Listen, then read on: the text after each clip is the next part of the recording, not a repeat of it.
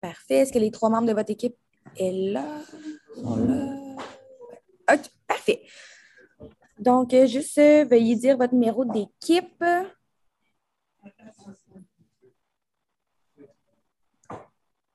Un des trois. Est-ce que c'est à nous que vous parlez? Est-ce qu'on n'a pas tout entendu? On est comme arrivé pendant que tu étais en train de parler. Oui, en fait, je demandais juste de dire ton numéro d'équipe. Le ENT1. Parfait. Donc, je vais commencer avec les petites consignes. Là. Vous avez 15 minutes pour la présentation. Dans le chat, je vais écrire le temps restant à 10, 7, 4 et 2 minutes. Dans le chat, vous allez retrouver un lien pour accéder au chronomètre virtuel. Vous pouvez l'ouvrir. Si vous dépassez le temps, je vous laisse terminer votre dernière phrase, mais je devrais vous couper la parole. Une période de questions de 5 minutes chronométrée suivra votre présentation. Et par la suite, je vous invite à quitter le Zoom lorsque ce sera terminé. Vous ne devez en aucun cas dévoiler la provenance de votre cégep sous peine de disqualification. Veuillez, s'il vous plaît, rester dans la zone de captation vidéo de votre caméra Zoom. J'invite maintenant les juges à se présenter et par la suite, vous pourrez débuter votre présentation. Donc, bonjour, Jason Rivet, vice-président de Coopsco Trois-Rivières. Bonjour, Véronique Côté, OBA, donc bac administration des affaires, profil marketing. Bonjour, Alexandre Caron, étudiant en bac en administration des affaires, volet finance. Bonjour, André Aguette, directeur de compte services aux entreprises à la Banque nationale. Bonjour, Frédéric Lorrain, professeur d'économie à l'École de gestion de l'UQTR et chercheur à l'Institut de recherche sur les PME.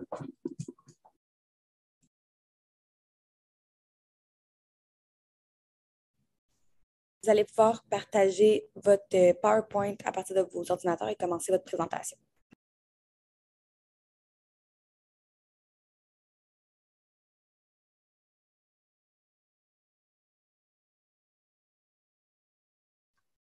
Alors, bonjour à vous les juges. Ravi de vous rencontrer aujourd'hui après avoir fortement travaillé sur votre entreprise. Je me présente, Jérémy Moreau, content d'être là aujourd'hui avec vous, madame et monsieur. Bonjour, Jordan Roy, content d'être avec vous. Bonjour, Mathieu Préparé, ravi de vous rencontrer également. Nous sommes la firme JMJ. Alors, premièrement, je vais commencer avec le mandat que vous nous avez donné. Donc, le premier mandat était d'instaurer des changements pour la refonte du modèle d'affaires de Coopsco Trois-Rivières et de dynamiser la reprise des activités à la suite du COVID. Alors aussi, je vais commencer par un plan de la séance qui va vous permettre en fait de plus vous repérer dans notre présentation.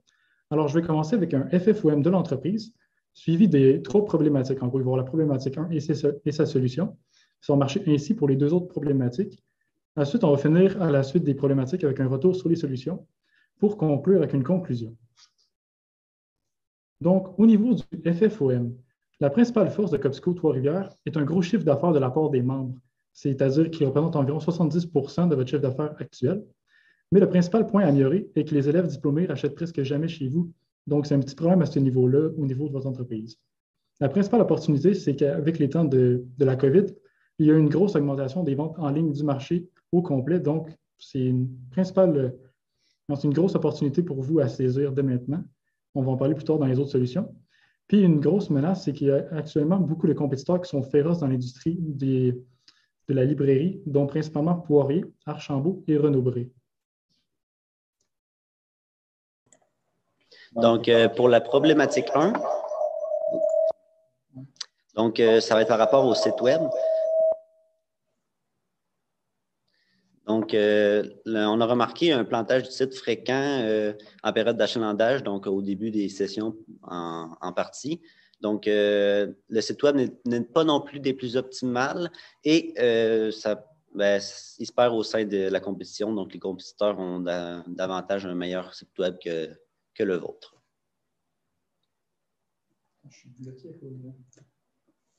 Donc, on a des solutions pour ça. Donc, on va procéder à une amélioration du site web et un redesign du site pour être plus tendance, donc plus à la mode. Donc, une optimisation des déplacements dans le site et simplifier les interactions sur le site pour faciliter la vie justement des étudiants et des consommateurs de vos produits. Et améliorer les performances du site, comme instaurer un meilleur serveur du site pour éviter les plantages en cas d'achalandage, Aussi, se démarquer de la concurrence grâce au nouveau design plus moderne, comme on en parlait un petit peu avant. Puis pour les budgets, ça va tourner autour de 32 000 $. Donc, engager une entreprise externe pour le design de l'entreprise, ça va être autour de 20 000 $. Le serveur, l'installation justement de celui-ci pour l'amélioration, ça va être environ 6 000 $. Et le coût d'un technicien pour l'optimisation, ça va être environ 6 000 $. Et pour engager l'entreprise, ben, on sait que c'est environ 20 000 $ en cause d'une présentation qu'on a eue au cours de notre session au Cégep. Puis ça va être environ 20 000 $ si on suit votre site web actuel. Pour la problématique 2, ça va être en rapport avec les délais de livraison. Donc, avec ce qu'on a lu, on a constaté que le délai de livraison était quand même long. Ça, c'est d'après un témoignage d'une étudiante qui a dit que c'était environ 2 à 3 semaines. La réception des livres est dernière minute et manque de main-d'œuvre pour le service en ligne. Donc, on va proposer des solutions pour ça. On va procéder à l'optimisation de la livraison en ligne avec un nouveau réaménagement. Donc, on va assigner plus d'employés aux commandes en ligne pour pouvoir subvenir à la demande.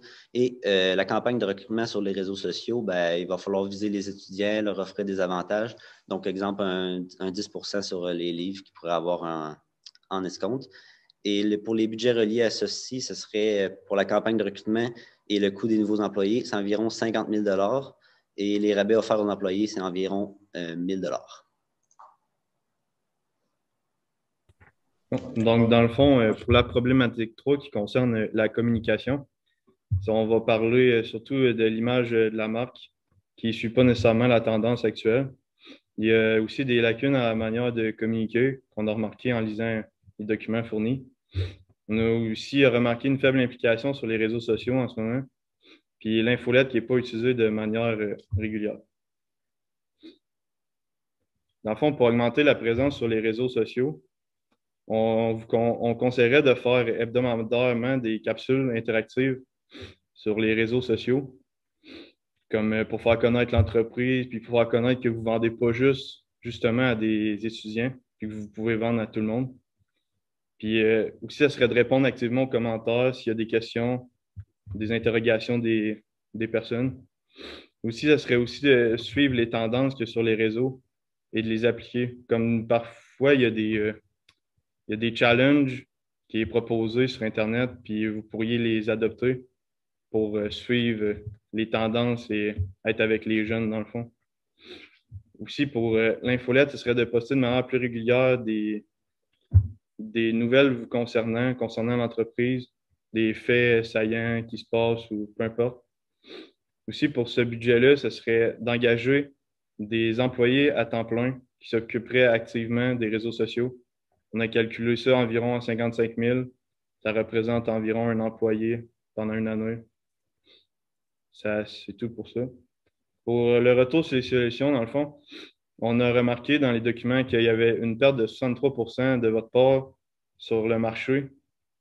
Puis, dans le fond, on veut pallier à ça avec le redesign du site web et la présence sur les réseaux. En fond, avec ça, on espère un retour de 10 % des membres qui sont inactifs, qui représenterait 6 733 membres, qui représente un gros pourcentage comparativement à vos 17 000 membres qui sont présentement actifs, qui fait une bonne démarcation. Et aussi, dans le fond, on a remarqué qu'il y avait 69 % d'augmentation dans le marché en ligne cette année et que le site va permettre de s'adapter à ce changement-là qui devient de plus en plus présent, surtout avec la COVID-19. Puis aussi, dans le fond, ça va améliorer les délais de livraison, qui est un point quand même faible parce qu'en ce moment, il faut que tout soit rapide. Par exemple, aussi, ça peut être le site peut servir à mettre en avant des produits comme les nettoyants pour le corps, puis des produits en vrac que vous vendez comme ça, prêts à l'accueil du site. Et en fond, pour la conclusion, pour les mandats que vous nous avez proposés, la refonte du modèle d'affaires et le dynamisme des activités suite à la COVID, en fond, on a utilisé un budget de 138 000 et on vous a laissé un budget restant de 12 000 $ pour tout petit accrochage ou imprévu qui pourrait arriver pendant le processus. Puis ça ressemblerait à ça. Est-ce que vous auriez des questions? Faudrait que tu actives.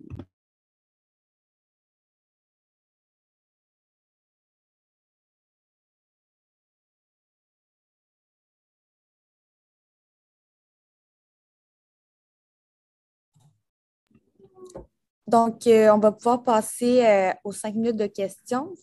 Tu vas pouvoir arrêter ton partage d'écran. Je vais vous envoyer dans la deuxième salle.